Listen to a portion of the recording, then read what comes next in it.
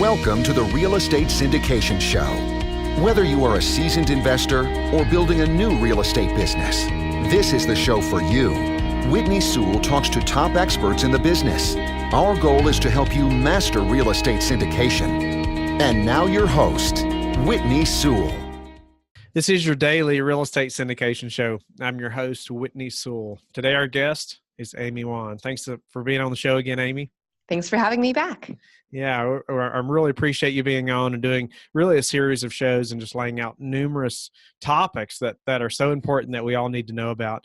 And, I would encourage guests to go back and listen to show WS157. That was the first show with Amy, and she really talked a lot about her background. And I want to point out, her company called Bootstrap Legal, which she's the founder and CEO of. But anyway, Amy's very well known, and I met her or she was speaking at the Best Ever Conference last year. And but Amy, today, we want to talk about people that say they want to crowdfund and go into that a little bit, right? Yes, definitely. So get us started. Is that something I should consider or not, and why, and where do we go to figure it out? Yeah, sure. So maybe let's start off with what crowdfunding is not, right? And so crowdfunding is not a way to make money rain from the sky. It is not a way for folks to, go find capital when they have no other ways of finding capital. I just want to make that really clear. I always get a lot of calls. I got one last week, right, from someone who was like, hey, I want to do a $50 million offering. And I was like, great, okay. And they're like, and I want to build a real estate crowdfunding platform. I'm like, okay.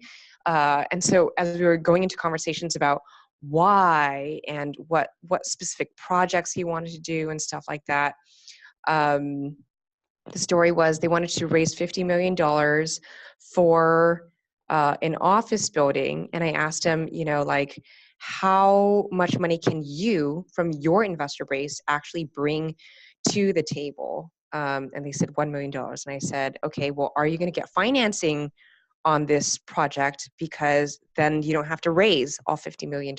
Maybe you only have to raise 10 or 20.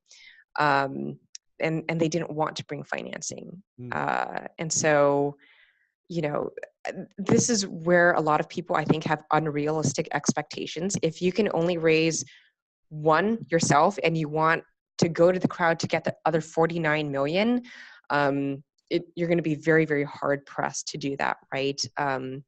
And there are ways that you can bridge the gap in what you need versus what you can bring to the table without crowdfunding too. And so we can talk about that.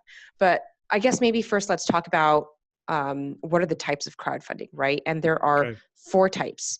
So the first type is donation-based crowdfunding, and that's like GoFundMe, right? So it's like if I go and put up a GoFundMe page, then you, Whitney, you give me $5, and in return, you get good, happy feelings, right? So that's not what we really do in the real estate industry. There's also rewards-based crowdfunding. So that's Kickstarter, Indiegogo, right? If I am doing a rewards-based crowdfunding campaign to, make really cool pens, then you, Whitney, give me $5 and I give you the first edition of this really cool pen. Again, not what we do in the real estate industry so often. The other 2 are what I really call investment crowdfunding. And these are the ones that real estate folks can use. Most of your listeners will be using what we call equity-based crowdfunding, right? And so that is, I'm raising for a real estate project. I already have a loan term sheet or something like that. So I've got financing. I just want to bring the equity piece to the table because I don't have that capital myself, or I'm trying to conserve my capital, right? And so I will go ask the crowd, hey, just like I would in a regular real estate syndication where I'm doing like a 5-6B or a private offering. Instead, I'm going to go to the crowd. I'm going to advertise, give me this equity money, and you guys will get a return on investment. And then the last one is debt-based crowdfunding. And there's a lot of real estate debt crowdfunding platforms out there. The one I was general counsel at previously was Patch of Land. There's a ton of them now, right? I can't even remember. There's also ones that don't have to do with real estate. So you guys might have heard of Lending Club, Prosper, Funding Circles. Those will do debt crowdfunding to individuals. They will do them to small businesses. You can do it for your startup, whatever, right? So those are really the four types. What we're really going to concentrate on today is equity-based crowdfunding, where you're bringing the equity piece of the pie to the table. Nice. Yeah. Sorry. Do you have a question? No, it's good. You're doing. Keep going. Okay. So, I think the next thing to tackle is who should be doing it and who should not be doing it. And I kind of alluded to this in the last episode that we did, right? There are different types of crowdfunding. We talked about accredited crowdfunding, Rule 56C, which is probably the type of crowdfunding that people in the real estate space tend to do the most, if they do it at all. There are other types of crowdfunding, regulation crowdfunding, regulation A+, where really it's much more of a niche thing, and you're not really going to use it as a strategy unless there's really good justification for it. So the type of crowdfunding I'm really going to be concentrating on today is Regulation 56C. So Regulation 56C is, Rule 56C of Regulation D, right? So I would say folks that are equipped to do this, it's probably not going to be your first deal if you're just starting off with real estate syndication. Why? Because when you go off and you generally solicit to bring in accredited investors, those investors oftentimes tend to be much more sophisticated. They're more experienced. They will do due diligence, right? And at the end of the day, crowdfunding has never been and will never be, hey, I bought a Google ad and I advertised my deal and someone saw it and they clicked a button and they invested like $25,000. Like that's just that. If that happens at all, it happens very, very rarely with probably someone who, maybe hasn't done a lot of investment before. They just won the lottery or something. Yeah, I know. And take it from me. Like I actually used to work at a real estate crowdfunding platform, right? And it was never like, oh, we do advertisements and people click and they invest. No, like we had an entire investment relations team, right? Because people wanted to talk to someone. They wanted to make sure this isn't some Ponzi scheme. This isn't some scam or illegitimate operation, that there are real people and there's a real company that operates out of a real office somewhere in the United States, right? If they're close, they may want to come meet you. If they're not close, they want to know that other people invest with you, that you have a track record, that you're great with underwriting.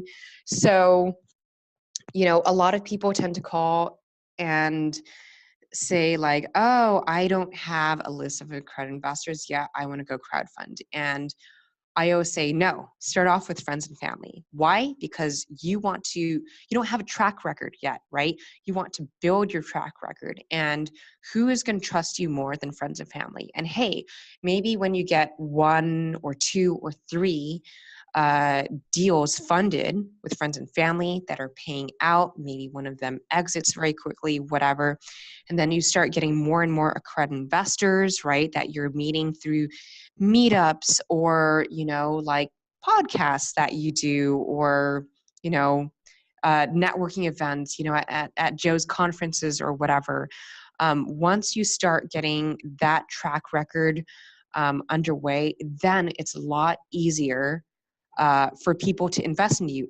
Because you can say, hey, these were the last 3 deals that I did, right? You can give them examples. If they want to talk to one of your other investors, you can refer them to one of your friends and family, because you will have had and experience talking with your friends and family and selling them on this deal, right? And so when the hard questions come, hopefully your friends and family have asked them of you before. And so you will actually know what kind of answers to give, right? And so I would say accredited crowdfunding is really good for your person who is not just a beginning real estate syndicator. I think a lot of people always come in through the door thinking it's the answer to all my problems, and I'm just telling you it isn't, right? Here's the other thing. I think that, there are ways to utilize accredited crowdfunding much more effectively. And then there are ways to waste a lot of money doing it, right? If you are truly going to use it effectively, I would say at the bare minimum, have a website, right? Have your website set up so that it is able to do this. And, while you can go and use one of the white label crowdfunding platforms, you don't have to. There are much, much cheaper options of doing this. And I say this because, I've been in real estate crowdfunding since the beginning of 2014.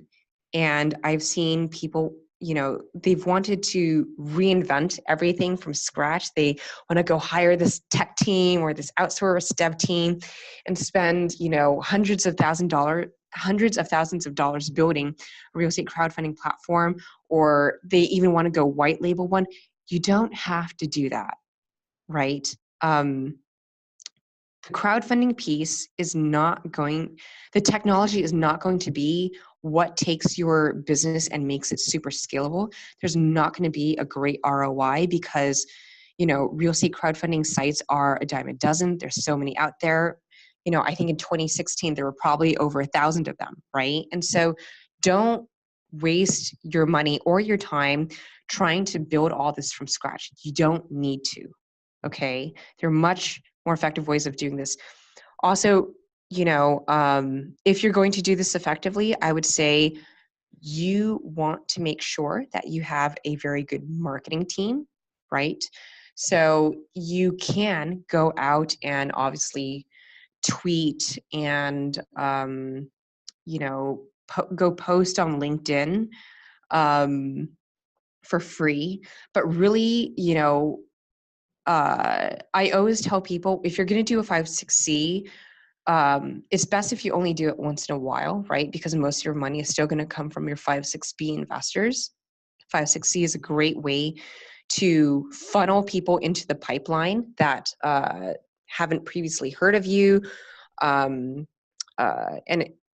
But you don't have to do it on every single deal. And so the deals that you do it on, make sure you're using it effectively and go out there. Do advertising campaigns, go to, pitch things, go announce it at meetups, right? Because that's really the only opportunity that you can to do all that stuff. You cannot do that for your regular 5-6B deals.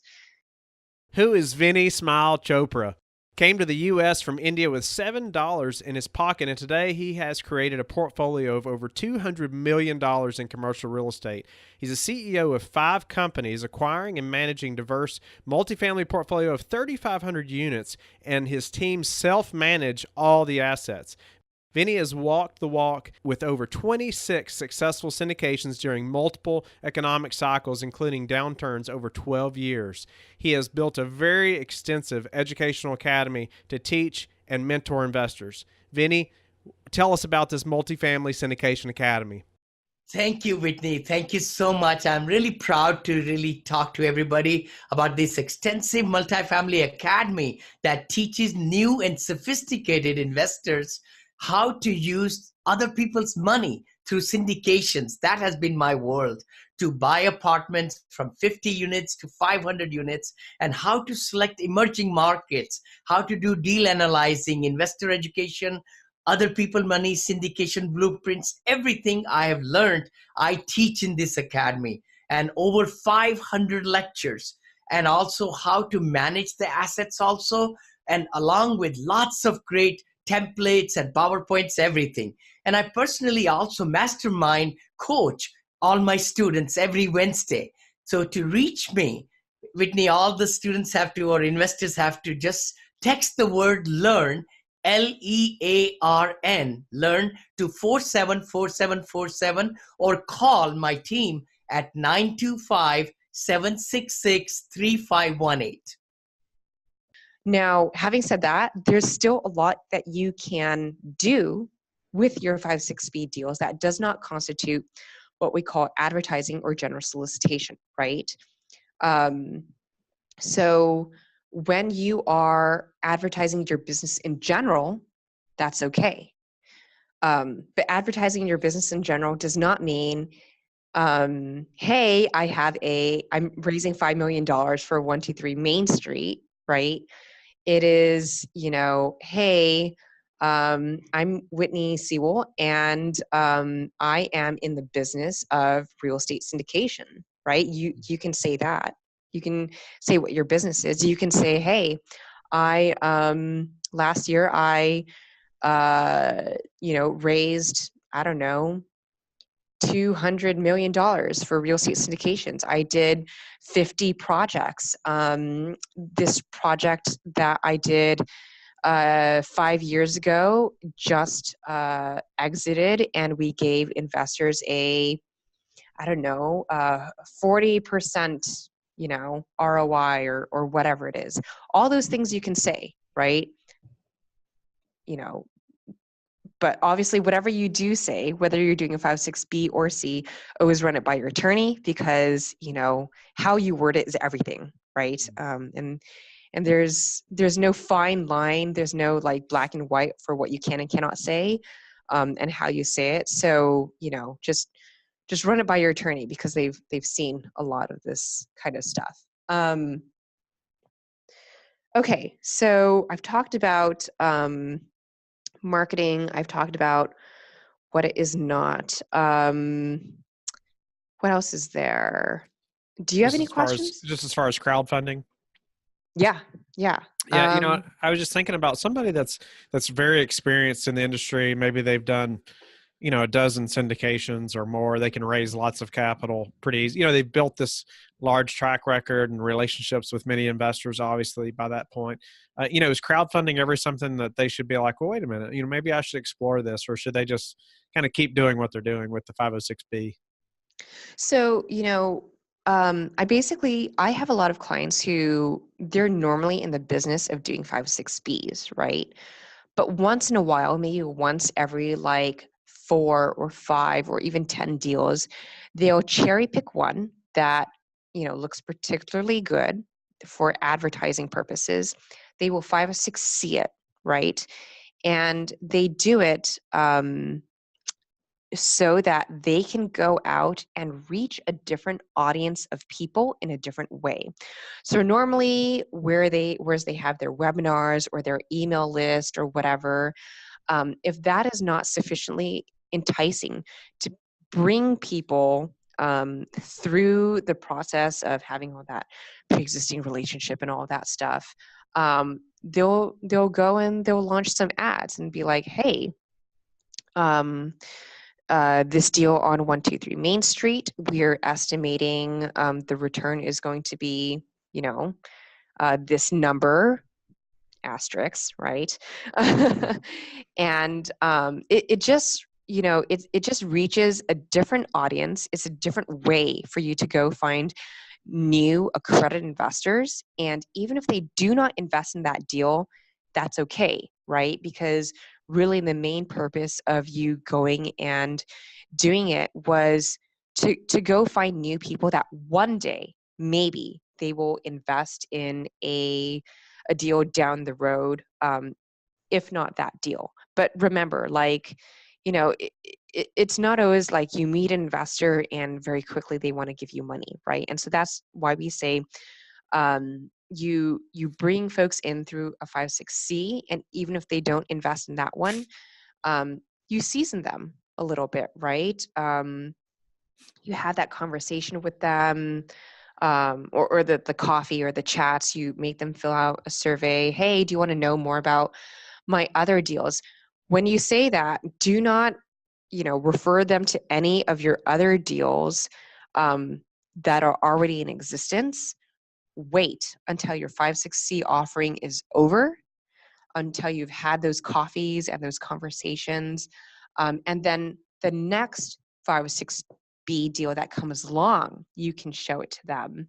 But if you have two deals running at the same time, don't, because you would be breaking the exemption otherwise. There's a lot of like fine details and nuances and stuff like that. But that's not like regulation crowdfunding. Like 506B or C is separate or a totally different thing, right? Right. Because remember, 506C is a crowd investors only. Right. So here's the thing, if you are trying to reach non-accredited investors, like en masse, right? I really think that's like a completely different business. And for folks that I have seen do it effectively, and it worked for them, it was folks where, hey, they already had a very large following. Maybe they exhausted their capital, or they're just trying to find new ways of getting capital, but maybe they have like a list of, 10,000 folks who are interested in real estate. Maybe they've been a client, maybe they're real estate agents, maybe they are folks who are trying to learn about real estate syndication, right? But they were never able to invest with that person previously because they weren't accredited. Well, then you can go and you can do, a Regulation A+ fund for all those folks who normally would not be able to invest in your deal. And you can introduce them to different investments that way.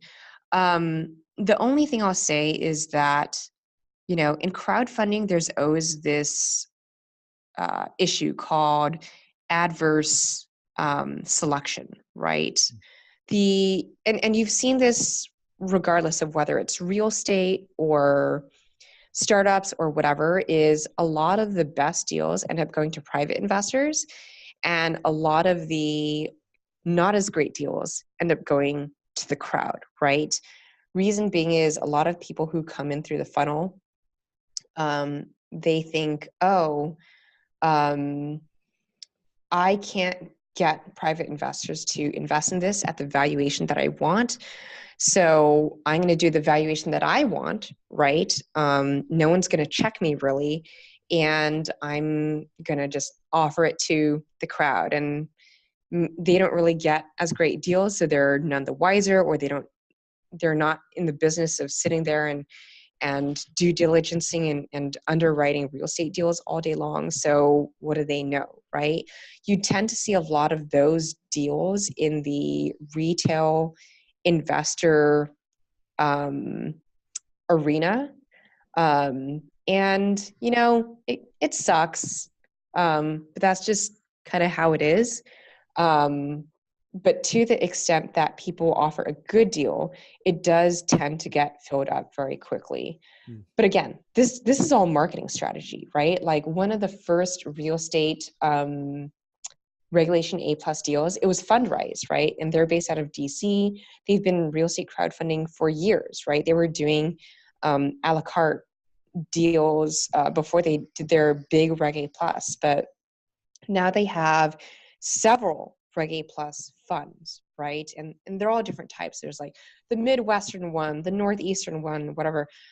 Full disclosure, I have made investments in some Fundrise Reg A+ deals, but they were really smart in how they marketed it. They had this huge list of people who wanted to invest in real estate, but they weren't accredited, right? And so when they did their first Reg A+ deal, they were like, okay, sign up on this wait list. So you had to sign up on a wait list before it ever launched. And then it's like, okay, we have room for, some investors now. And then you got an email like 30 minutes later, like, everything's been taken up. Sorry, like everyone who didn't get a chance, you'll have to stay on the wait list again. And then a week later, they opened it up again. It closed out in 45 minutes, right? Because they were doing like small batches to fill it up, but also, I'm sure also probably to cherry pick or whatever to get larger checks or whatever. But it kind of created this crazy, FOMO, this fear of missing out where, the minute you got a fundraiser, you're like, oh my gosh, I have to like log on to the Fundrise site now to get my money in, and it was very effective. I'm sure. So kudos to them. Yeah. So anything else about crowdfunding before we have to go that I you think definitely want us to know? No, I think that's the most basic. And if anyone has, more nuanced or specific questions, just feel free to hit me up.